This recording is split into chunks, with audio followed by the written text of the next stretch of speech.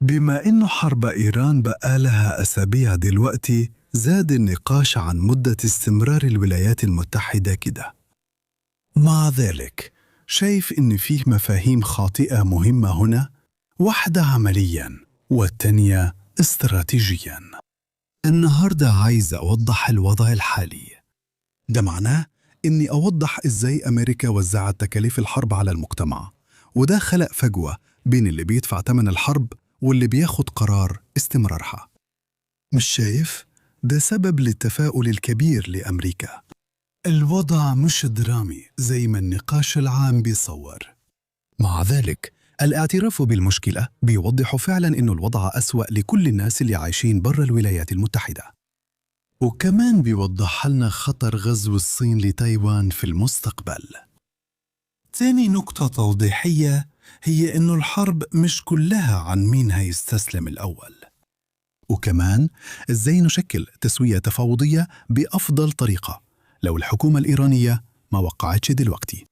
الولايات المتحدة بتفرض قيوداً مادية كبيرة على إيران في المستقبل. بس اسمح لي أبدأ بتلخيص سريع للمشكلة الأساسية اللي واضح إن الولايات المتحدة بتواجهها. إحنا ناقشنا قبل كده القلق الرئيسي جوه البنتاغون، إن مخزونات أمريكا مش في وضع كويس. عشان كده لو البيت الأبيض عايز يتبقى له حاجة يردع بيها الصين عن غزو تايوان السنين الجاية، الجيش الأمريكي مش هيقدر يضرب باستمرار. بس مع إغلاق مضيق هرمز، الحوار العام اتغير من موضوع الحديد يعني المعدن لموضوع العزيمة يعني القوة والصبر، وده بينطبق على الجانبين. في أمريكا المشكلة الأساسية مخاوف اقتصادية بتهم الناس. خسارة 13 روح في أكثر من أسبوعين، قتال مش أزمة سياسية، وده بدون تقليل من ألم عائلاتهم. مقارنة بكده، أمريكا خسرت 196 جندي في غزو العراق، وحوالي 4500 إجمالي مع فترة التمرد الطويلة. وبرضو مفيش حد من الناس العادية مهتم أو بيركز على مخزون المعادن. إحنا بنستمتع في فقاعات الأمن القومي، بس مهم ننزل ونشوف الواقع أحياناً. وكمان لو بتتفرج على الفيديو ده، غالباً عندك تصور واضح عن الكارثة الاقتصادية لو حصل غزو لتايوان. الكلام ده نظري جداً للي شغالين بدوام كامل وبيفكروا إزاي يدفعوا الفواتير آخر الشهر. زي ما قالوا زمان، كل حاجة في الاقتصاد يا ذكي. لو في حاجة ممكن توقف مغامرات ترامب فهي أزمة المعيشة في أمريكا. ركز على جزء في أمريكا. دي مشكلة تضخم بسبب ارتفاع أسعار النفط اللي زادت $27 للبرميل، وده معناه زيادة 67 سنت للجالون في البنزين. دي أكتر زيادة في الأسعار واضحة للناس، وهتخلي الشعب الأمريكي يعارض الحرب، أو بمعنى أدق هتخلي عدد أكبر من الشعب الأمريكي يعارض الحرب. المواطن الأمريكي العادي غالباً مش معجب بآية الله السابق، بس كمان مش شايف فايدة كبيرة في التخلص منه. هم شايفين بوضوح إنه مفيش فايدة في إنهم يدفعوا أكتر في كل حاجة. وفي ناحية تانية، الحكومة الإيرانية بتحارب علشان تفضل موجودة. الولايات المتحدة بشكل واضح بتحاول تفكك جهاز الدولة الإيراني، وضمنياً بتحاول تغري المواطنين الإيرانيين إنهم ينقلبوا على حكومتهم. بمعنى تاني، الجمهورية الإسلامية ما عندهاش خيار غير إنها تهتم جداً بنتيجة الحرب دي. الموضوع كله بيد إحساس بفيتنام، لما طرف كسب مش لأنه أقوى، لكن لأنه كان مهتم أكتر بالرهان. وعشان كده كتير من النقاشات العامة بتتساءل إذا كانت الولايات المتحدة تقدر تخرج من الحرب دي بحاجة شبه الفوز. الإحساس ده فعلا بيعبر عن دوافع التفاوض وقت الأزمات. فاكر لما كنا بنشرح تكاليف الحرب، كنت دايما بوصفها إنها تكاليف المادية مقارنة باهتمام الأطراف بالرهانات الحقيقية. بالحسابات الرياضية، الطريقة اللي بنحسب بها التكاليف هي التكاليف المادية مقسومة على قيمة الجائزة. أنا أستاذ جامعي ومتخصص في نظرية الألعاب، وما فيش بديل عني. لو أمريكا مش مهتمة بالنتيجة، التكاليف اللي عليها بتبان مبالغ فيها. ومن ناحية تانية، لو إيران شايفة بقاء الدولة أولويتها، هتكون التكاليف بالنسبة لها قليلة جدا أو شبه معدومة. وده السبب اللي بيخلي الحروب دي صعبة جدا على بلد زي الولايات المتحدة. الرهانات بتوحي إنه نقطة البداية مش كويسة. مع ذلك، بعض النقاشات عن الحرب بتضخم وضع التكاليف للبيت الأبيض. على الأقل، إدارة ترامب نقلت جزءاً كبيراً من تكاليف الحرب لناس تانية. مع إنه الناس العاديين في أمريكا بيتحملوا الأسعار العالية، لكن مش بيتحملوا التكاليف العالمية الأكبر. الفجوة بين اللي بيدفع واللي بيقرر بتبان أكتر في نتائج إغلاق هرمز. أسعار البنزين هتزيد حوالي 67 سنت لكل جالون. ده مبلغ لكل الناس، مش للأمريكان بس. أمريكا بتستهلك 20% من نفط العالم، يعني الأمريكان حيتأثروا ب20% من نتائج زيادة استهلاك الوقود.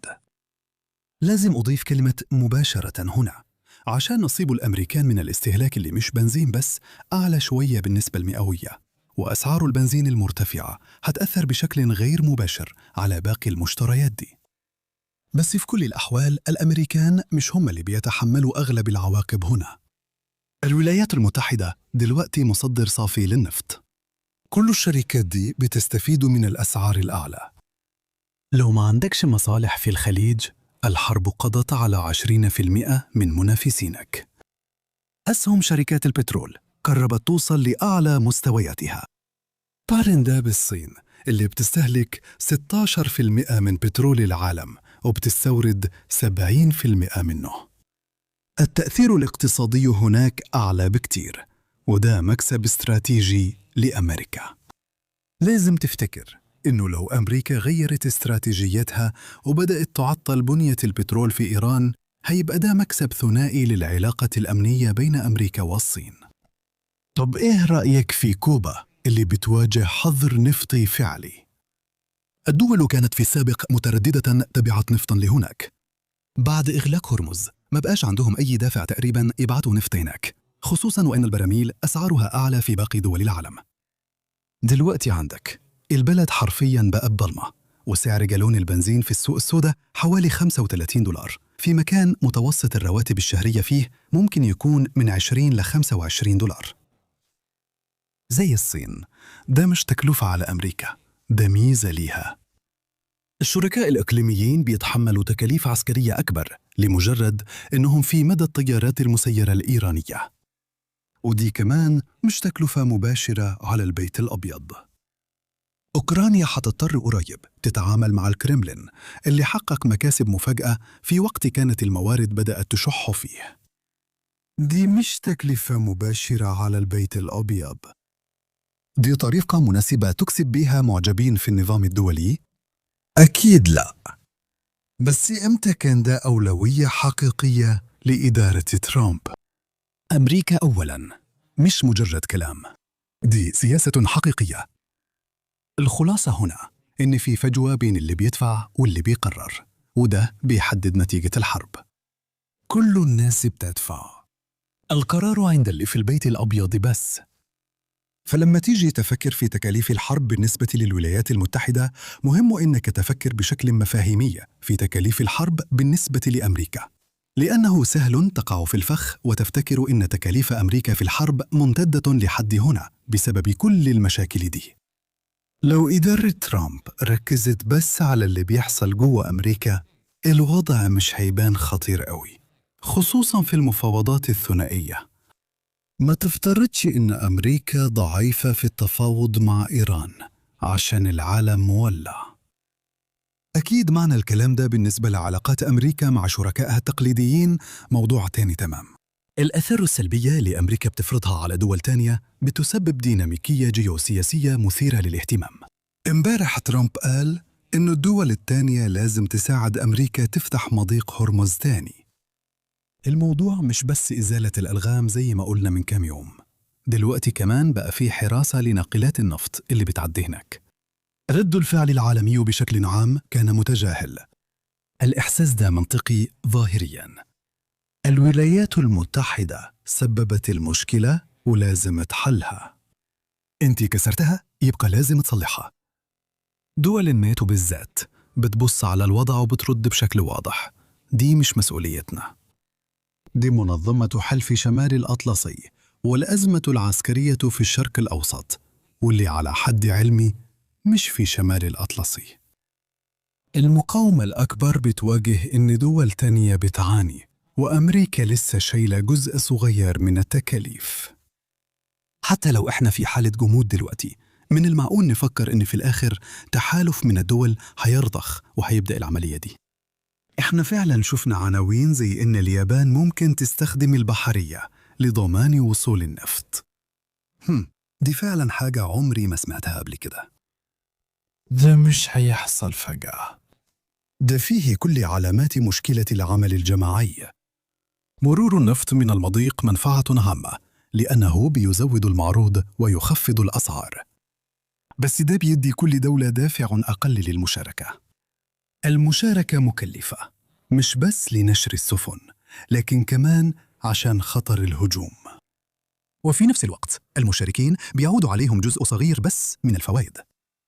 الفوضى دي ممكن تستمر كتير.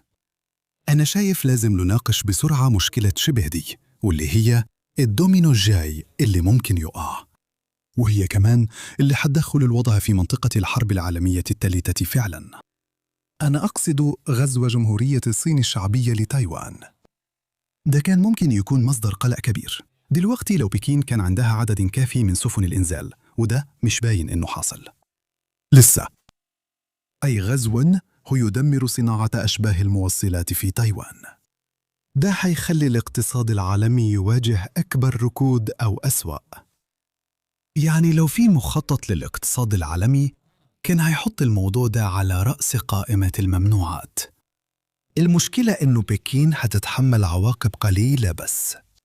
لو شي جين بينغ بياخد القرار لوحده، ساعتها العواقب الاقتصادية ممكن ما تأثرش كتير على اللي هيحصل. فجوة اللي بيدفع واللي بيقرر ظهرت تاني. بدأت تظهر بوادر لمشكلة في العمل الجماعي بتقلل جدوى الحل. لو الصين هتحمل الناس تكاليف كبيرة، يبقى لازم الباقيين يتحدوا يمنعوا الغزو. وبرضه المساهمات اللي أي دولة لوحدها هتقدمها مش هتجيب فايدة مباشرة كبيرة للدولة دي نفسها. ده بيزود الدافع للركوب المجاني وبيقلل الأمان لتايوان، وممكن بكين تجرب حظها بعد كام سنة. ولو رجعنا تاني لإيران، فيه فكرة غلط تانية عن موضوع التكاليف، وهي إن ده نوع من المعركة الاستنزافية اللي مش هتنتهي غير بانتصار كامل لطرف واحد. ده معناه يا سقوط الحكومة الإيرانية يا أمريكا تستسلم وتمشي. بس ده مش الشكل اللي الحروب عادة بتنتهي بيه، وصعب جدا نتخيل إزاي نص الكلام ده ممكن يحصل أصلا. فعليا أمريكا مش بتحاول تسيطر على أراضي إيرانية زي ما الصورة بتبين. الهدف من السياسة هو تقليل النفوذ الجيوسياسي لإيران في المنطقة. ده هيبقى أسهل لو الحكومة الإيرانية اختفت، وده هدف أمريكا من الحرب. لو ده ما حصلش، أمريكا وإسرائيل قللوا قدرة إيران العسكرية بشكل كبير. عشان كده صعب نتخيل طهران تبقى لاعب إقليمي كبير بعد الصراع ده، على الأقل لسنين طويلة. المقارنة بفيتنام مش صح، مش بس علشان أمريكا ما عندهاش قوات هناك، لكن كمان عشان واشنطن عايزة تحقق أهداف سياسية أبعد من حدود إيران، ومجرد إضعاف القوة العسكرية الإيرانية بيساعد في ده. المكاسب اللي واشنطن ممكن تاخدها من إيران بتعتمد على التزام الطرفين بالحرب. وحتى مع تمرير جزء كبير من التكاليف لباقي العالم، البيت الأبيض لسه لازم يواجه التبعات السياسية الحقيقية لارتفاع أسعار البنزين. أنا شايف إن الموضوع ده ممكن يحصل فيه واحد من احتمالين. الاحتمال الأول هو إن ترامب مش مهتم خالص باللي هيحصل في الانتخابات الجاية في 2028. فيه حد أقصى لفترة الحكم، وممكن ما يكونش مهتم بنجاح الحزب الجمهوري على المدى البعيد. عشان كده مش مهتم بانتخابات التجديد النصفي في 2026، وبيكمل الحرب بنفس الوتيرة. على الأغلب هيحصل اكتساح للديمقراطيين، والكونغرس هيبدأ يستخدم سلطة التمويل عشان يحجم ترامب بحلول يناير 2027. الجمهوريين في الكونغرس دلوقتي في موقف صعب جدا. أي حد في دايرة انتخابية متأرجحة هيخسر، لكن كمان هم قلقانين إن محاولة تقييد ترامب دلوقتي هتخلي الرئيس يقلب عليهم، وده هيضمن خسارتهم لسبب تاني. فالأحسن لهم إنهم يسيروا الوضع ويأملوا إن حاجة تمشي كويس في الحرب. بصرياً، المواطن الأمريكي ممكن يشوف تكلفة الحرب كده، لكن ترامب مش مهتم. هم بيفكروا في إيه؟ ترامب بيشوف تكلفة الحرب كده ومش فارق معاه العواقب طالما هيسيب فرصته الانتخابية. الفجوة بين اللي بيدفع واللي بيقرر بتظهر تاني. الطريقة التانية للموضوع ممكن يتغير بيها هي إن ترامب فعلاً يهتم باللي بيحصل في الانتخابات، وساعتها الإدارة لازم تاخد قرار بين إنها تضعف قوة إيران أكتر ولا إنها تزود التكاليف اللي هتدفعها. وده يبقى أخطر لو إيران هاجمت أمريكا، وده موضوع اتكلمنا عنه قبل كده وهو قلق أمني كبير. ده فعلاً هيقوي موقف إيران التفاوضي. خلي بالك، في الحالتين إحنا بنفكر نحل الموضوع ده بمفاوضات بالإكراه.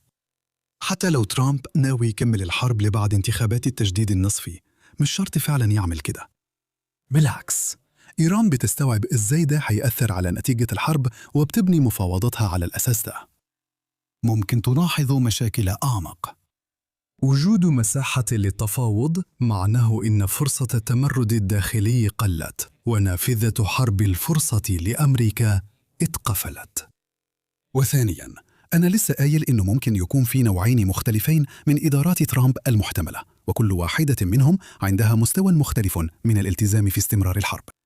لو إيران مش عارفة مستوى الالتزام الحقيقي، يبقى في مشكلة تفاوض بسبب معلومات خاصة، وده يخلي الحرب مكملة لحد حل المشكلة. بكلمة واحدة، الوضع فوضى. أظن عملت كفاية النهاردة وزودت ضباب الحرب. ممكن تشوف فيديو تاني على الصراع في الشرق الأوسط يوضح الصورة أحسن. لو عجبك فيديو النهاردة اعمل لايك وشير وسبسكرايب، واشوفك المرة الجاية. خلي بالك من نفسك.